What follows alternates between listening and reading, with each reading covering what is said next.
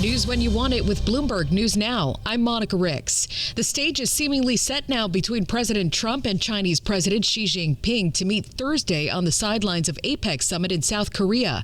Bloomberg's Amy Morris has details from Washington. The meeting will be the first face-to-face for the leaders since President Trump returned to power in January. It also comes as a trade truce between Washington and China is set to expire November 10th.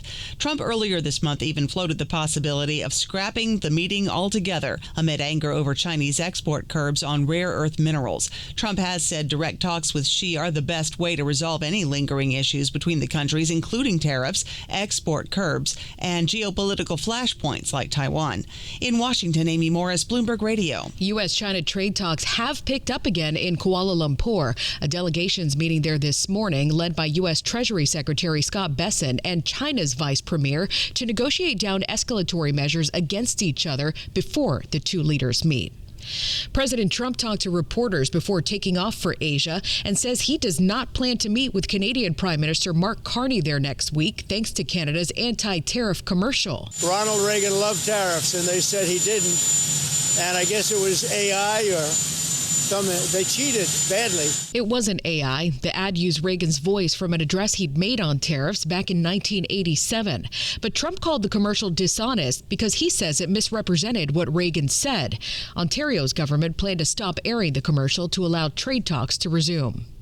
It looks like Wall Street may be betting on tariff refunds. Bloomberg's Ed Kalegi explains. Wall Street banks are arranging bets on President Trump's tariffs being struck down by the Supreme Court. Long-shot trades that could pay off handsomely for hedge funds betting against the legality of the administration's flagship policy. Jefferies Financial Group and Oppenheimer are among firms brokering the deals, matching investors with companies that have paid tariffs to import goods into the U.S. This according to people with knowledge of the matter and correspondents seen by Bloomberg News. Ed Kalegi, Bloomberg Radio. Now 3 weeks in, the U.S. government shutdown is now the second longest in U.S. history. But some federal workers are urging Democrats to hold the line in their fight over health care subsidies.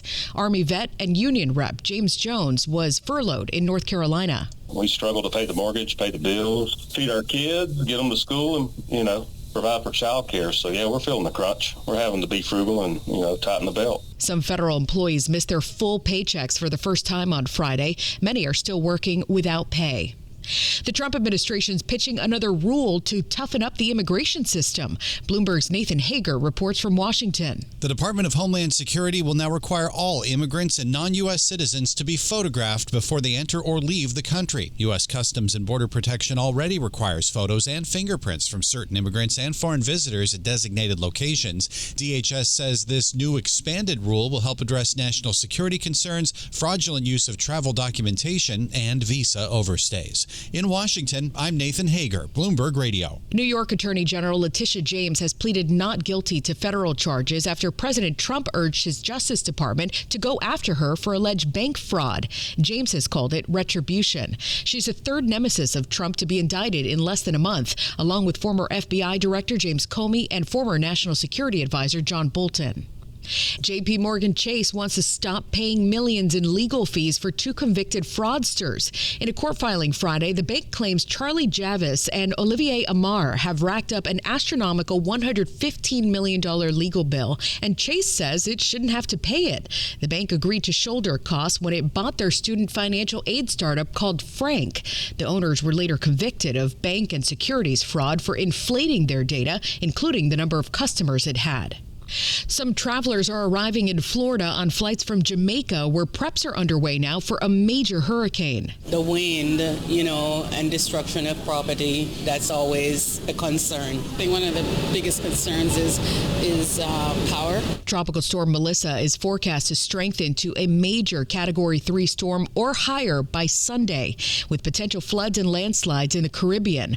Forecasters say Melissa's not expected to have much impact on the U.S. And that's news when you want it with Bloomberg News Now. I'm Monica Rix, and this is Bloomberg.